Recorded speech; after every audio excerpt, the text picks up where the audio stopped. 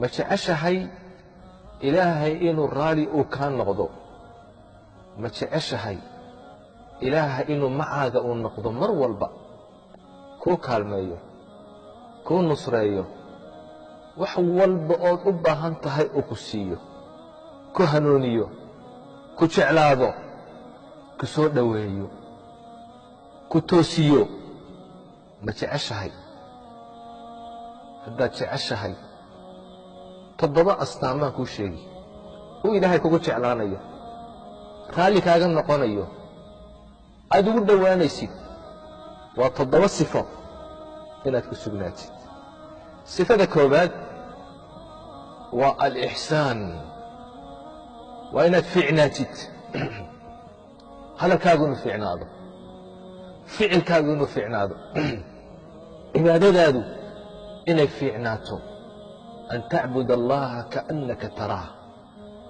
inaad ilaahay u caabuddo sidii qof arkayo oo kale inay akhlaaqdaadu fiicnaato sidaasuu ilaahay kuu jeclaanayaa ilaahay waxau uhi waaxsinuu ina allaha yuxibu almuxsiniin wanaagsanaada buu ilaahay yidhi darajada alixsaan gaadha ilaahay yuxibu wuxuu jecel yahay almuxsiniin kuwa wanaagsan ayuu ilaahay jecel yahay ilaahay waxa uu yidhi liladiina axsanuu alxusnaa waziyaada kuwii wanaagsanaaday waxaa u sugnaaday alxusnaa janna u sugnaatay iyo waziyaada iyo ziyaada u sugnaatay janno iyo ziyaada ziyaadadaasi waa annadaru ilaa wajhi illaah waa wejiga ilaahay inay arkaan ilaahaad caabudi jirta inaad aragtid maxaa ka weyn maxaa ka fiican allahu akbar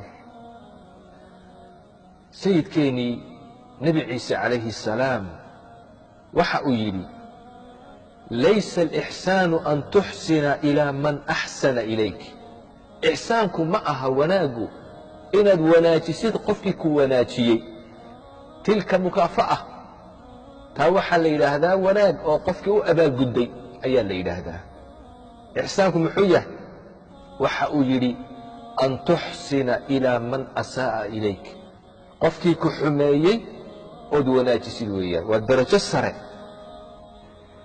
maxay ku gaadheen inuu ilaahay raali uu ka noqdo inuu ilaahay jeclaado inay jannada galaan inay ilaahay arkaan maxay ku jeclaadeen kuwaas ilaahay waxau idhi innahum kaanuu qabla dalika muxsiniin waxay ahaayeen adduunka markay joogeen qaar wanaagsan bay ahaayeen akhlaaqdoodii iyo qowlkoogu uu wanaagsan yahay idan sifada ugu horeeya astaanta ugu horaysa waa inaad noqotid qof fiican calaamadda labaad astaanta labaad uu ilaahay kugu jeclaanayo raalli kaaga noqonayo waxa weeye attawba inaad ilaahay u toobad keentid mar walba ilaahay aad u noqotid ilaahay waxa uu yidhi ina allaha yuxibu altawaabiin ilaahay wuxuu jecel yahay kuwa mar walba toobad keena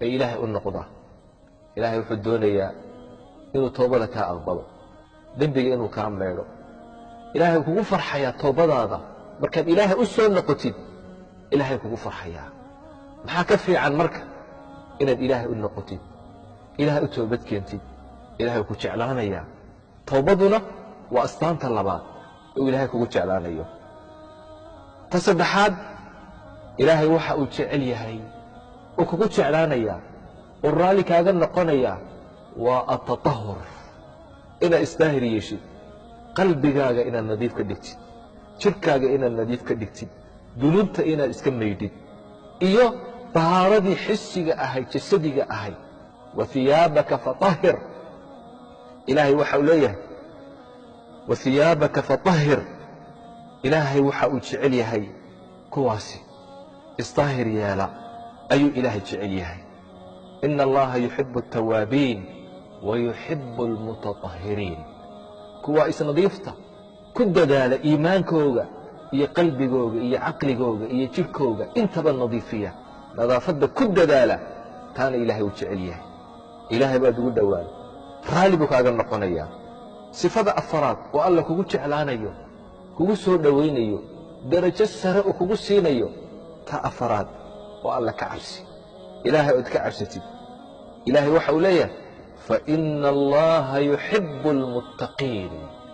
ilaahay wuxuu jecel yahay kuwa ka cabsada isaga, cadaabkiisa ka cabsada, cuquubadiisa ka cabsada, naartiisa ka cabsada, iska ilaaliya macaasida, daacada ilaahay u orda. kuwaasuu ilaahay jecel yahay. shirkiga iyo xumaanta iyo dunuubta ka fogaada. astaanta shanaad uu ilaahay kugu jeclaanayo, sifadaasi waa asabr, inaad sabir yeelatid. ilaahay waxau leeyahay wallaahu yuxibu asaabiriin.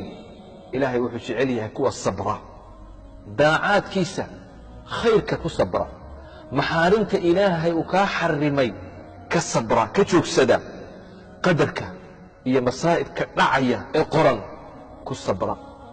kuwaasuu ilaahay jecel yahay. ilaahay maxaa ka fiican jannada markuu ilaahay uu ku geeye ee jannada aad geshid ay malaa'igtu kugu soo gasho ay tiraahdo salaamun calaykum bimaa sabartum fanicma cuqba daar. malaa'igtii baa soo gelaysa min kulli baab, albaabada jannada waxay ku leeyihiin salaamun calaykum, nabadgeliyo korkiina ahaato. jannada maxaad ku gasheen? waa bimaa sabartum, sabirkiinni awgeed. daacadii ilaahay baad ku sabirteen, maxaarimtii baad ka sabirteen, qadarkii ilaahay ayaad ku sabirteen. ta lixaad waa altawakul cala allah. ilaahay ood tala saaratid, asbaabta ood la timaadid, aad ilaahay arrintaada u dhiibatid. ilaahay wuu kugu jeclaan. ina allaha yuxibu almutawakiliin. ilaahay wuxuu jecel yahay kuwa tala saarta, arrintooda hagaajiya, dabadeed dadaala, ilna ilaahay tala saarta. maaha asbaabta inaad ka tegtid oo tidhaahdid ilaahay ayaan tala saaranaya. sababta la imo, ilaahayna tala saaro. acqilhaa watawakal.